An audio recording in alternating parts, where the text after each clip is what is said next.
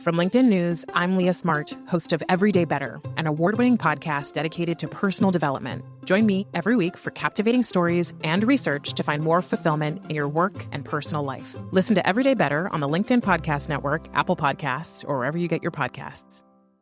Did you know that small and medium businesses make up 98% of the global economy, but most B2B marketers still treat them as a one-size-fits-all?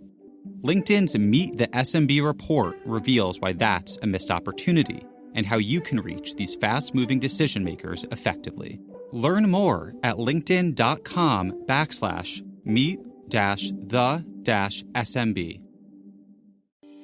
Hello and welcome to another throwback episode.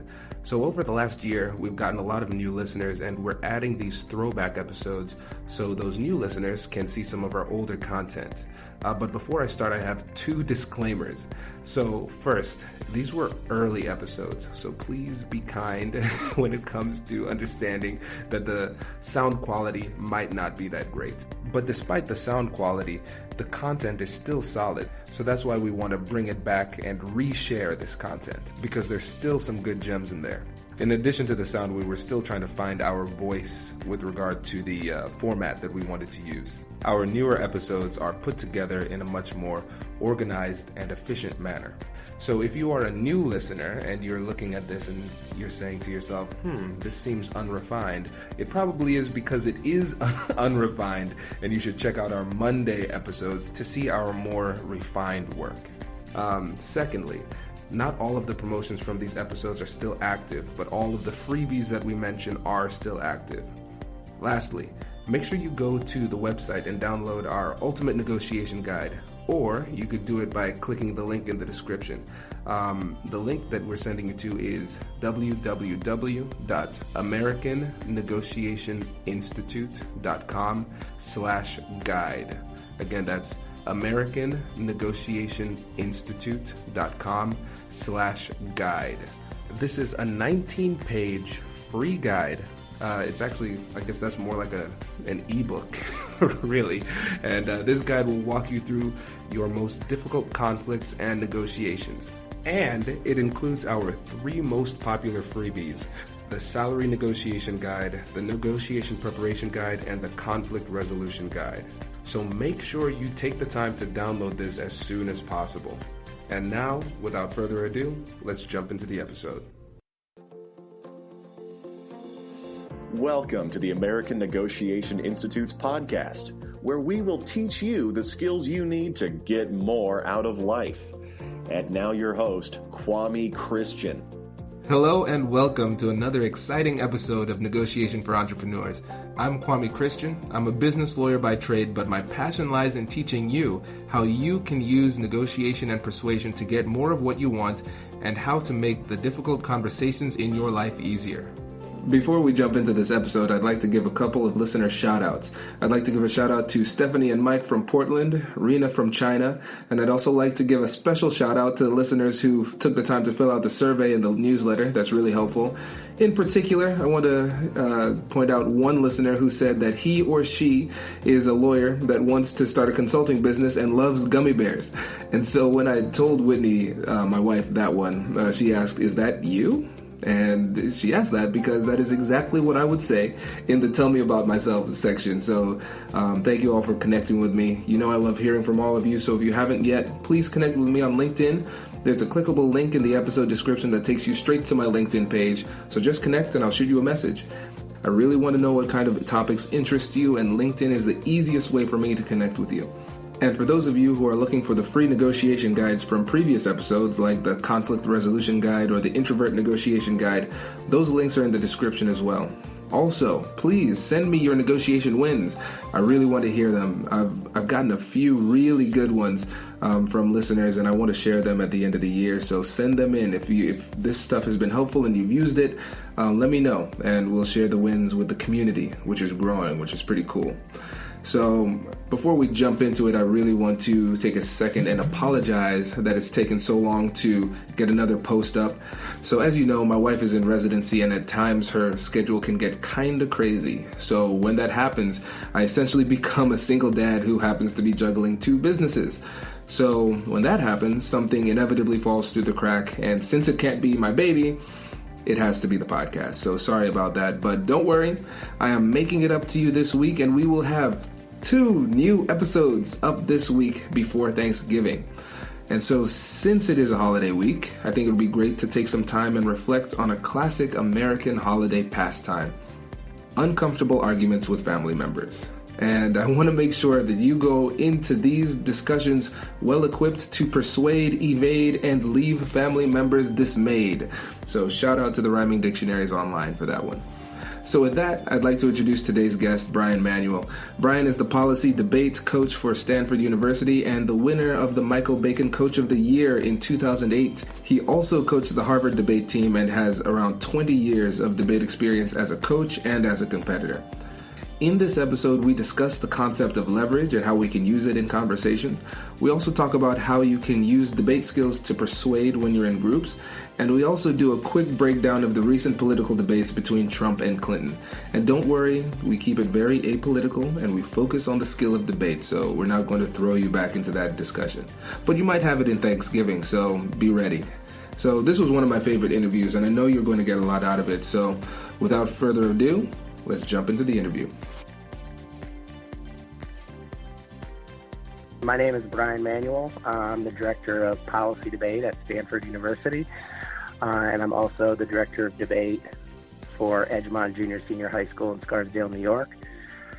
I've been doing debate for approximately 17 years, both the high school and college level. I also work for a governing organization called the National Speech Debate Association that hosts the largest academic competition in the world at this point.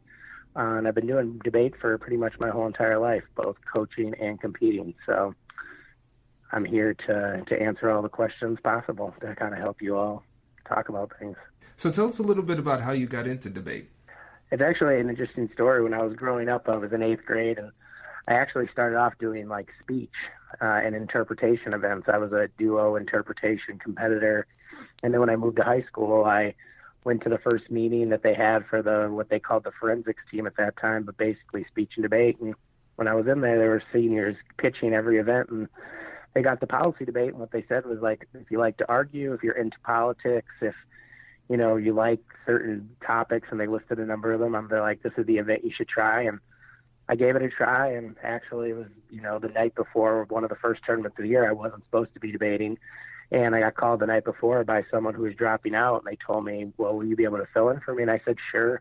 I went to the tournament, competed at the varsity level, and I've never done debate before, only had a sort of a file folder with a very small background on what I was supposed to be doing, and, ended up doing very well at that tournament. It just kind of got me hooked at that point, because I am a naturally competitive person, and it just sort of clicked with me. My whole life I grew up kind of with some political background and always involved in sort of campaigning and things like that, and national issues always were very interesting to me. And policy debate, what I sort of focus on, is very focused on like national oriented politics. So as a result, it just sort of all kind of played in together at one point. It was like the perfect storm, but it's just kind of a weird story that I started off doing speech and then just turned into doing debate based solely on a small pitch from a couple seniors, and it went from there. That's pretty cool, because even though I went through law school, and not many of my colleagues have a background in debate, so it's a very niche skill. So can you break down for the audience kind of how those competitions work? Yeah. So there's really 3 to 4 forms of debate that exist nationally in the United States. The type I do, which is policy debate, is 2-person activity, and you debate one resolution the entirety of the year. And it usually deals with national policy, dealing with the United States federal government should do something. For example, in the high school level, we're talking about increasing our economic and diplomatic engagement with the People's Republic of China. At the college level, they've had topics that have dealt with reducing our military presence overseas. This year, it's dealing with the United States establishing a climate policy by reducing greenhouse gas emissions. And there's been a number of different other topics dealing with agriculture and other global affairs. Then there's like other forms of debate that exist, like Lincoln Douglas debate, which is 1-person debate that focuses more on ethical and moral philosophy and sort of the stance you would take from more of a personal level rather than necessarily a political level, as like putting yourself as a role playing as a government, sort of a government person. Then there's public forum debate, which exists it was actually started and funded by Ted Turner, and it was focused on sort of what the show CNN Crossfire is like, which talks about issues of the day, but talks about them in a manner which is very pro-con. There's not really an advocacy that's behind it as much as it's just sort of supporting a conclusion on one side or the other and try to defend that side in both, the affirmative or the negative, or what they call the pro and con. And then the last form of debate is parliamentary debate, which is more globally positioned. And the way they do it with that is sometimes two-people teams with 4 schools in one room versus, sometimes there's a 3-person team and it's a 3-person on 3-person, and they deal with a number of different issues that affect the sort of the global political system and the global economy. And they always take it from the stance of being like, this house supports or this house doesn't support some major issue, and they don't actually really force them to be any specific kind of government policymaker. Rather, it's just sort of a government institution in general. So you have to take on a more global stance on a lot of the issues. But, there's definitely a huge balance, and the community is huge. There's thousands of kids nationwide that are doing this, and a number of us are being involved, and it's at every level of academia. There's some type of debate now. I was just in South Korea over the summer, and when I was in South Korea, they actually had elementary school debate with kids that were sometimes like in 4th grade up there debating different issues. So it was fantastic to see kids now, like every level of academia, are doing some type of debate and have that possibility open to them. Because when I was debating, there was only high school and college debate. There was nothing at the middle school level. There was nothing at the elementary school level. So it's just fantastic. So many opportunities exist. Yeah, that's really cool, and I'm not sure how familiar everybody in the audience is, but I know for me this is just fascinating because this is a whole new world, as they would say in Aladdin. This is really cool. So for you, seeing people develop from high school age through college and now in the professional world, what kind of benefits have you seen personally in your life, your professional life, from these skills that you've gleaned from debate? Hey you, I'm Andrew Seaman. Do you want a new job? Or do you want to move forward in your career? Well, you should listen to my weekly show called Get Hired with Andrew Seaman. We talk about it all, and it's waiting for you, yes you, wherever you get your podcasts. Small and medium businesses don't have time to waste, and neither do marketers trying to reach them. On LinkedIn, more SMB decision makers are actively looking for new solutions to help them grow, whether it's software or financial services. Our Meet the SMB report breaks down how these businesses buy and what really influences their choices. Learn more at linkedin.com/meet-the-SMB. That's linkedin.com/meet-the-SMB. Everything I do, I can, attest that debate has had some part to play in it. I've managed events of differing levels. I'm very administratively active in the way that the many tournaments around the United States work. I've also been active in a number of political campaigns. I've actually given assistance to a few state representatives in many political debates that have happened in the state of Pennsylvania. And have also given advice to the Democratic Party and the Republican Party and things like that in terms of what tactics can be used, et cetera, at a local level and also at a state level, et cetera. And then beyond that, I've also hosted a national debate championship that was here for the National Debate Coaches Association. And then beyond that, just sort of my everyday ability to sort of interact with my friends, interact with my colleagues, interact with my students, and help sort of deal with problems that come up on an everyday basis and sort of help problem solve and take a different stance and approach than most normal people are taught, even if they are, accredited as an administrator, have gone through certain training to do. A lot of times debate gives you a different perspective, because the one thing that's very vital to debate that people don't really think about is the ability to learn how to advocate for and against certain positions. And also the idea that sometimes we always have to take sort of the switch side approach to an issue and thinking about it from the other person's perspective and think about it from the other side, and then learn how to support your arguments against that approach. And also by learning the other side, you also figure out what the biggest weaknesses are in your argument. So it helps you kind of balance sort of everyday accommodations that you come in contact with, and you just take it from a different perspective that a lot of people don't necessarily have never been trained to do, but also have never really thought is really possible. Because so many people, I feel nowadays, are just locked into thinking like we have to believe in one thing, and despite what we believe in, like that's it, and we're just going to be diehard about that. And I think that, debate in general has really taught me to know that there's two sides to every coin, and as a result of that, you have to sort of analyze both perspectives to be able to take into a full account of why you're right in any issue. This is really interesting to me. And I can't help myself here, because you said that you've essentially consulted with different, both the Republicans and the Democrats in various debates on the local and state level. And so I was wondering, what is your perspective? If you could put on your coach's hat and stand in either Hillary's or Trump's corner, just from a purely stylistic and purely message-based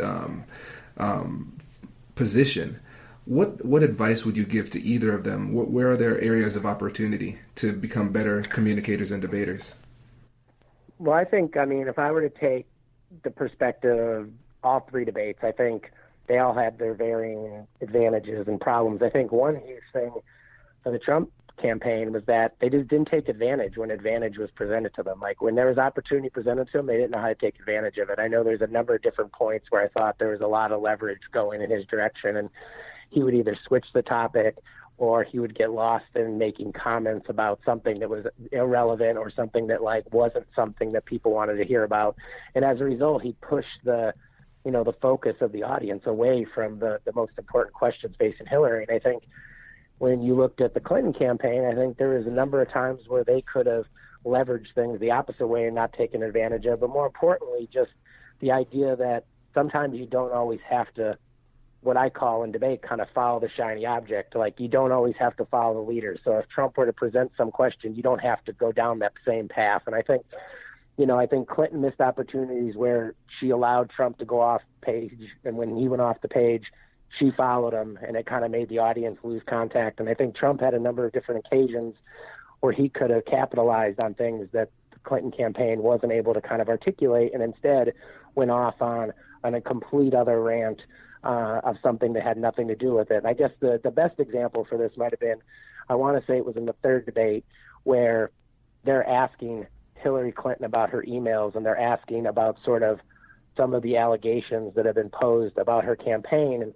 And Trump had a time to kind of push her on, what is the answer? Take a stance on it, something she hasn't had to take a stance on in the debate necessarily, or when they ask about Bill or they try to relate to the past Clinton administration. And instead he wanted to talk about the Middle East or ISIS or something like that, and immediately jumped, and it kept jumping, and it was hard. It's hard for an audience to follow when you jump from topic to topic, and it only advantages those who don't want to answer the question when you allow that to happen, because once you skew an audience's attention, it's impossible to kind of get it back to that. And there's only a very limited amount of time, just like in the type of debate that we do in high school and college, it's limited time limits. So you only have a very set amount of time. And because we don't have an infinite amount of time, you can't give up those opportunities. And I just think there was a lot of opportunities lost by both sides, I think. And I think if they took advantage of those opportunities, I think there could have been a huge difference. And I don't know if it could have overcame everything that's been going on in the media, et cetera. But, I know that there's definitely vital points of that. And a lot of people talk about it as if people did take advantage of those when you hear the media spin room go in for both the Democrats and the Republicans. But I just think there's so many opportunities lost based on the lack of sort of poise, concentration, focus to really zone in on what they need to take advantage of. And as a result, I think that those opportunities left on the table could cost one of them the election. That's so interesting, and I agree 100%. And I really appreciate your nuanced approach to this, because those were some things that I didn't really, I guess because I'm not as into debate as you, I wasn't able to catch. But now that you've rehashed it definitely makes sense, and I can see that. One of the things you mentioned was leverage. And so for the everyday listener out there who's maybe at work or an entrepreneur trying to figure out how they could take advantage of these situations, how would you tell them to approach leverage? How do you identify where it is in these arguments, and then how do you utilize it to your advantage? I think one of the biggest things is knowing your strategy before you go into something. And I think a lot of people don't value sort of a pre-game strategy or a pre-talk strategy. and kind of understanding. And I think when people do have a set strategy, I think what they end up doing is they have an A plan, but they don't have the contingency plans. They don't have a B plan and a C plan. And to kind of relate it to how I coach on an everyday basis, I try to go through with my students and I have them write down, like, what do we want the A strategy to be? But however, what is the fallback B and C strategy? And then when do we fall back on those? And I think it's important for people to have that strategy. And then using the leverage is just sort of being able to set yourself up and knowing at certain points, like, what do you expect to happen? And then once that happens, knowing that what is the next step past that. And I think the easiest way is to kind of think about if you've ever done a cross-examination or thought about a cross-examination ahead of time, you sort of prep like that. Even if they say yes, here's the strategy. If they say no, here's the strategy. If they do this, here's how I'm going to have to react. And I think having that kind of play out in your head and doing practice in your head where you say, like, if this is the answer, this is how I move forward, is how you gain leverage. Because if you don't have a strategy, you don't know how to react in certain instances, and it's impossible to gain leverage unless you already have something prepared to take advantage of. And I think it's super important because leverage does not exist if, you can't just fall into leverage. Sometimes, people say, like, oh, well, it's just like, this is luck that this happened. But, like, leverage is not something that I feel you just get lucky with. You don't just fall upon leverage. Leverage is something that you've positioned yourself to take advantage of. And I think the only way to do that is preparation prior to whatever you're doing. It's not something that can ever be done, like, in the midst of the conflict mediation or in the midst of a passionate debate or something like that. It's something that has to be, like, prepared ahead of time. I guess is the easiest way for me to kind of think about it. Is like preparation is so critical to all these steps, and I don't think people give it enough credit to how much preparation plays into the overall effect, and especially the conclusion of a lot of these things. Right. And one of the things that I keep saying in this podcast is the importance of preparation in a negotiation. I had a negotiation this morning that was 1 minute long, and I prepped 40 minutes for it. But I think a lot of times the importance of it is kind of lost upon people. But one thing that I've heard from a few of the listeners who reached out to me, most recently it was a listener from Australia named Zane. He said that sometimes he can suffer from paralysis by analysis, where he feels like he over-prepares. How do you, with your teams, how do you work with them in a way that they are adequately prepared but not rigid in their performance?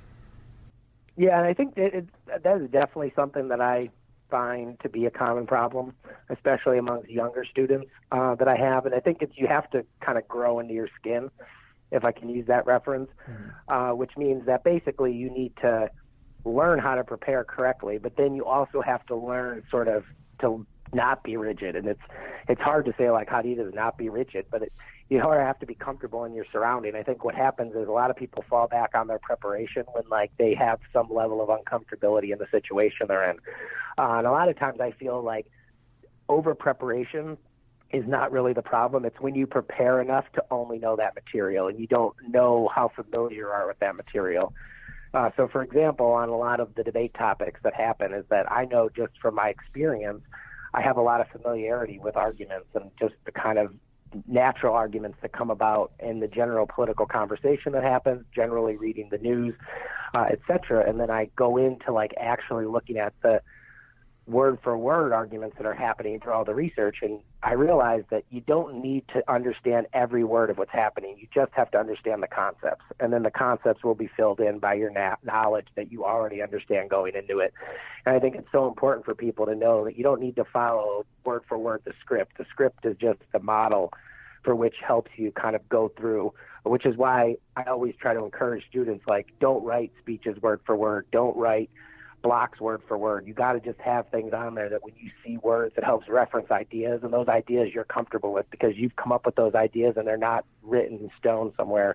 And I think when people call it over preparation, I think they're just too tied to the material, too tied to the script, too tied to the written research that they've done or whatever the case may be. And I think that is what they're calling over preparation. But in reality, I think that's just because there's some level of uncomfortability that exists. And the more comfortable you are with your surroundings, the more comfortable you are with the material, the more comfortable you are with presentation, I think you move away from that rigidity that locks you into kind of thinking like, if I don't follow this script perfectly, it's not going to work, which is why I feel sometimes, and I don't know if you've ever been in the situation where you have to do material ahead of time, but then it gets pushed to someone else that has to conduct it, either because you've been pulled off onto another issue or because you've been sick or something came up that pushes someone else to have to take your material. The people who take someone else's material, I feel, are caught in this situation more times than not because they have not created the comfortability with that material that you have gained and you have kind of created with. And as a result, you'll find that even if the research has been done and the knowledge is there and they know how to do all this, they're just too focused on like trying to follow the script rather than just doing it themselves and learning and kind of going with what's comfortable. So I think comfort is like the number one issue. And then beyond that, it's just you have to know a lot about a lot of things. And I know that's hard just for people to kind of take in, but the more familiar you are with like a little bit of everything, the easier it is to take material and just sort of become comfortable with it. So I guess that's an easy way to kind of sum it up. And it's just the different experiences I had is like sometimes you have to give a speech on the fly and sometimes you have to use someone else's notes or be a part of a group project. And then you didn't plan on presenting. The next thing you know, you're presenting, you're in a team mediation. And, you know, sometimes you have to get involved in the part where you didn't do a lot of research on the mediation, but you're familiar enough with what your partner in that process did to kind of take over. And it's not, you don't need to know everything they did, but you just got to be familiar enough to know what the situation is, what they've done, what you've done, and kind of how to make it work on the fly. And that's really kind of like helps you open up in those situations, I feel like. Yeah, that is brilliant. It's almost like you've been teaching this for nearly 20 years or something. And you know, when you were speaking on this topic, it really made me think about some of the most creative and high-level arguments that I've heard come from people talking about sports or reality TV shows. And so you can imagine those kind of frivolous conversations we have, but they can go on for hours, just arguments for hours. And people knowing all of these statistics is because they sit in front of a TV for hours on end and they're constantly consuming this material. But then when it's time to prepare for a debate or a negotiation, they might prepare for maybe an hour or less, something like that. And then they feel, well, I over-prepared, I was too rigid, when it's really the opposite. They didn't expose themselves to enough of the material. And so it's really difficult for them to maneuver fluidly in the conversation when it's time to perform. And I think that's one thing, and I'll like bring up the political debates that just happen on TV that makes them all out of touch with the everyday sort of American, is that in those debates, I feel they're not like a debate in the sense that people want to think about debate, because there are talking points. They are sticking to those talking points, and very rarely you ever see a time where they come unglued from those talking points. And it's those moments that where I was talking about where like things weren't taken advantage of, they weren't done. But the problem is like they're so unfamiliar with being able to like go off the script that the rigidity sort of locks them into like not knowing how to act in those situations. So you can't take advantage of them. And I think it's true of like any negotiation, any debate, any interaction that you have with someone. Anything can change on the fly. And if you're so rigid to only go with what you know is on paper or what you know something said, it makes you unable to adapt to that situation. And if you can't adapt to your environment and feel comfortable to adapting because of everything you know, then you're always going to put yourself at a disadvantage. Right. This is really interesting. And one of the things to me that's most interesting about debate and negotiation, when you're kind of comparing the two side by side, is that when you're in a debate, your audience is comprised of the spectators, the judges, and the people watching. Really, it seems to me, and this might be a naive perspective, so feel free to correct me if I'm wrong here, but it seems to me as though with debate, a lot of times your opponent is more like a tool through which you communicate to the audience. Whereas with a negotiation, you're genuinely trying to communicate and persuade the other person to engage in joint action with you. What do you think about that? Am I on the right track? I agree completely because I tell my students all the time, the only people you have to convince in a room that you win the debate is the judge. It's always the most important person in the room. Because a lot of times I notice early on, students want to always engage with their opponent. And I'm like, engaging with your opponent and like looking at them and talking to them as if they're going to speak back to you or ever going to agree with you, it just doesn't work in competitive debate, because the goal in competitive debate is to just win that your side is right in the context of the debate that happened. Not that you're on the side of truth, that you're on the side of justice, whatever, but like the arguments that you present in the round are correct, but there's only one person that gives that decision, that's the judge.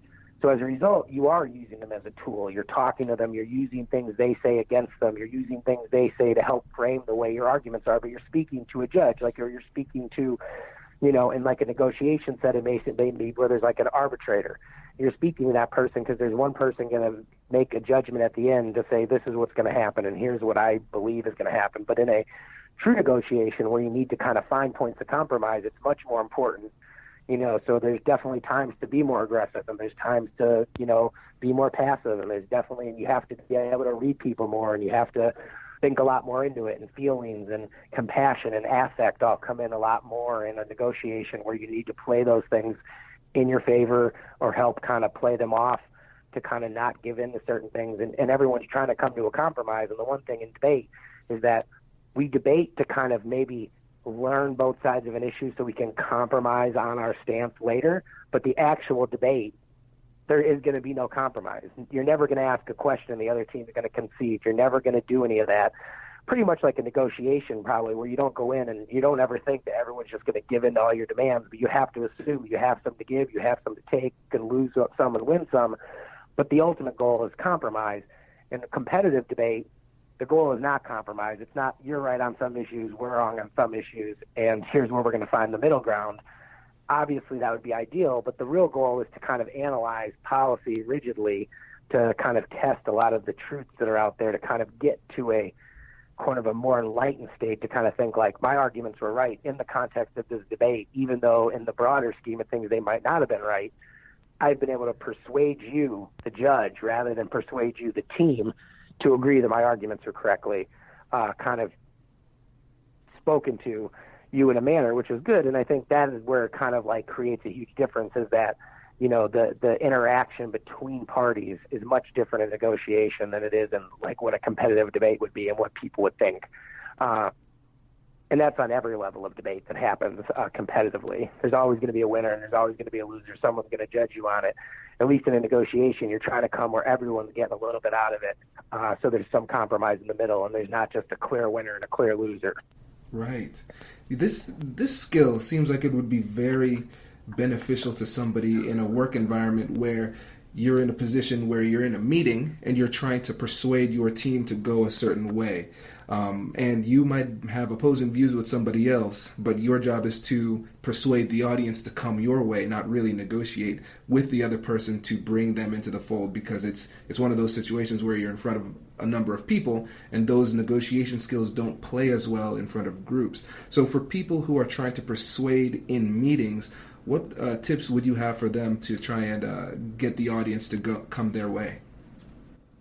I think the biggest thing is, like I said before, is having a strategy, knowing what you have to get. It's important to know that, like, you might want a lot, but you don't have to get everything.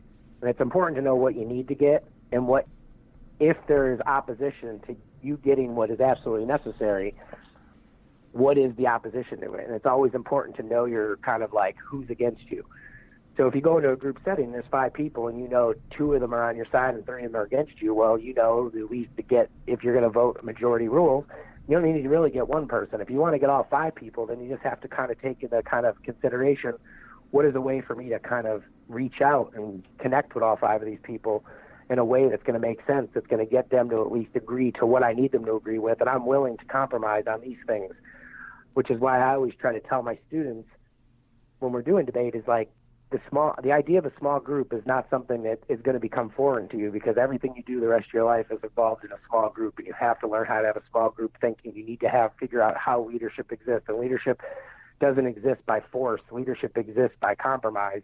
And I feel the people who will become the best leaders are the ones who will understand how to take on and know you can't win every battle, but instead you figure there's a bigger war, and you know that certain battles you might lose, but the ones the critical ones you have to win. And I think it's important in that small group setting, but I think that's also important to negotiation strategies, legal strategies, arbitration strategies, competitive debate elements, is that knowing that, like, you can't win everything. And I try to teach my kids when we're doing debate is, like, you got to even understand to who the other side is. Like, I know you're going to get something. I know I'm probably not going to win everything. But as a result, like, here's why it's important. The things I'm doing are important. And I think that's also important to everything. And I don't know how you frame it in context of all the different situations, but knowing it's like, even if you get these things, I'm still going to get something else is crucial to understanding, because it's part of the bigger strategy, which is that you got to have something to give to get. And I think that's important. I think a lot of people think that they can just rule with an iron fist or just rule with, like, authoritarianism and say, I'm going to do this and I know I'm right and I'm just going to force facts down people's throats. And people don't move on facts. People don't necessarily, everyone moves differently, why they're going to switch their opinion, why they're going to compromise, why they're going to give in. And I think it's important to kind of know before you get into it what the opposition is you face, how you want to overcome it, what you're willing to give up in face of that opposition, and knowing that, is that going to be enough to give to get them back on your side, I think is important in any of these situations.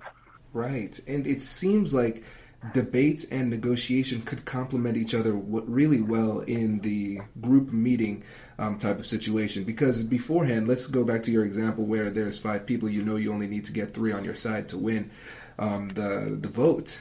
Before the meeting, you can engage in coalition building, which is a little bit more of the negotiation side. And then in front of everybody else, you can rely more heavily on those debate skills.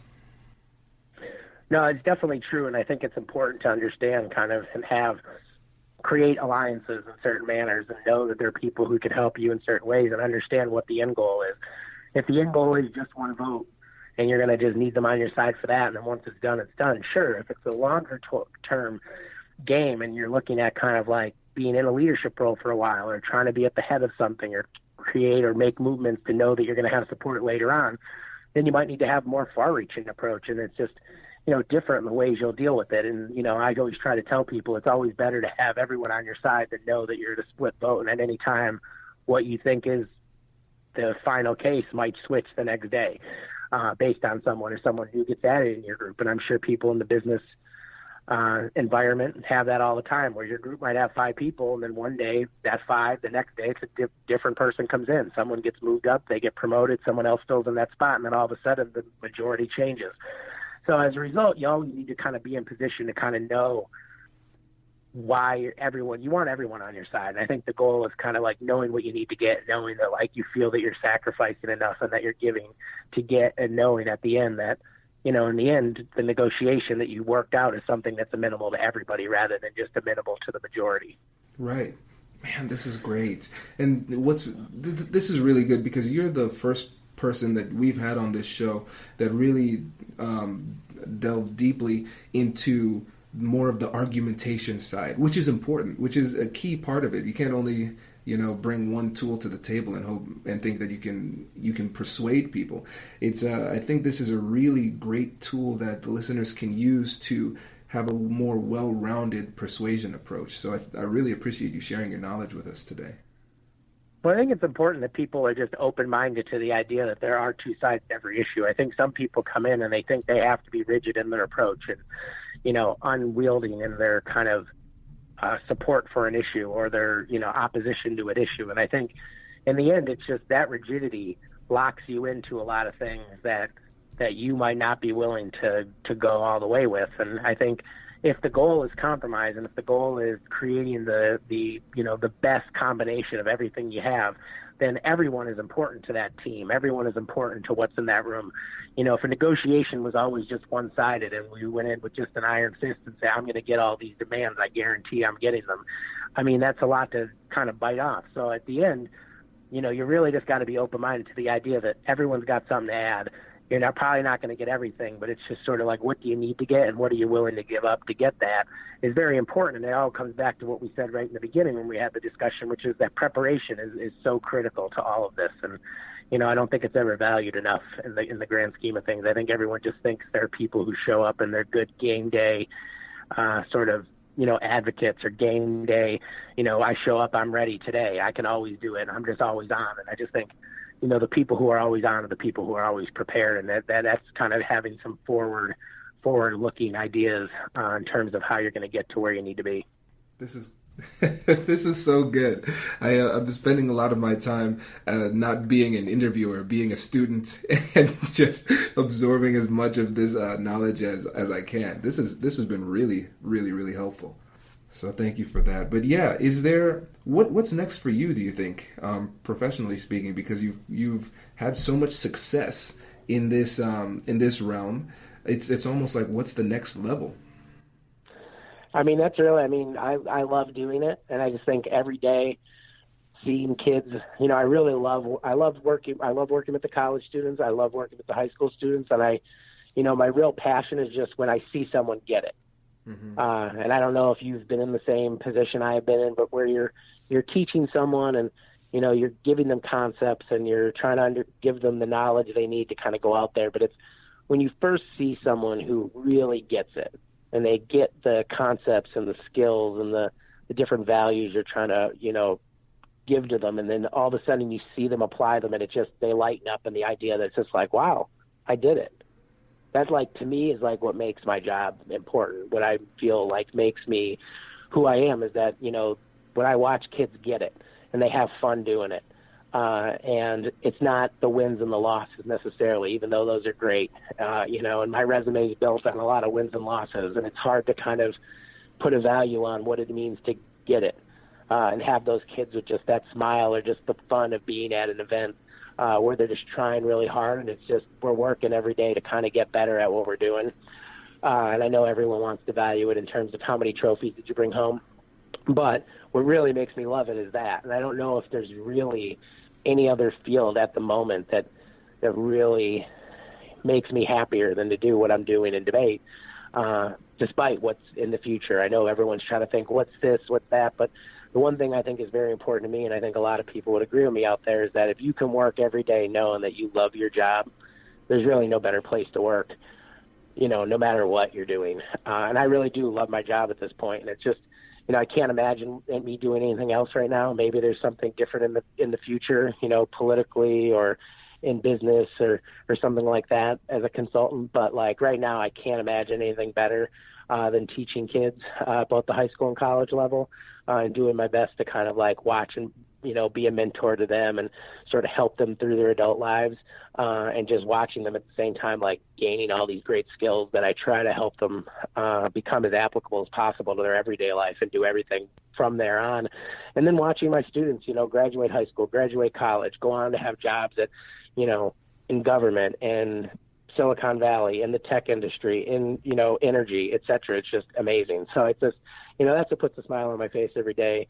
I love doing my job. And I guess, if you polled most of America, people would probably say more than 50% of their people aren't happy with their job. I would just take a guess at. And I love it. So until I stop loving my job, I can't imagine leaving it. That's awesome. Yeah, you are in a good place. You're one of those lucky few that loves it. I love what I'm doing for the same reason you do. I love seeing people get it and realize that these opportunities to negotiate are everywhere. Well, I know we've taken up a lot of your time, so I really appreciate you being so generous with this information, and I know the audience is going to get a lot out of it. Oh, no problem. I love doing it. I hope you enjoyed that episode. If you're finding this information helpful, please leave a review and subscribe. My goal is to teach these skills to as many people as possible, and leaving a review helps our search results, which helps us to reach more people. Success and failure is determined by how well we handle the critical conversations in our lives. My job is to help you to make these difficult conversations easier while getting you more of what you want in the process. I've had the opportunity to work with a wide variety of professionals, including lawyers, entrepreneurs, warring business partners, and professionals trying to climb the corporate ladder. I do this through a simple 3-step process: analyze, strategize, and practice. So first we analyze the situation to get a lay of the land and understand what we're dealing with. Then we use the information from our analysis to create a customized strategy for your situation. And then we practice, which will give you the confidence you need to stand firm when the heat is on in these difficult conversations. If you don't prepare properly, you run the risk of missing out on these critical opportunities. Remember, negotiation is the art of deal discovery, not deal making. I will help you to find the best deal possible, and I'll teach you how and when to walk away from a deal that's bad for you. Sometimes the worst outcome in a negotiation is a deal that should never have been made. By the end of this process, you're going to feel confident in your ability to perform, and you will have put yourself in the best position to succeed. If you'd like to work with me, all you need to do is shoot me an email or connect with me on LinkedIn and we can get started. But in the meantime, please check out all of the free resources we have at the website, AmericanNegotiationInstitute.com. Thank you so much for listening. I hope you have a great week, and I'll catch you in the next one.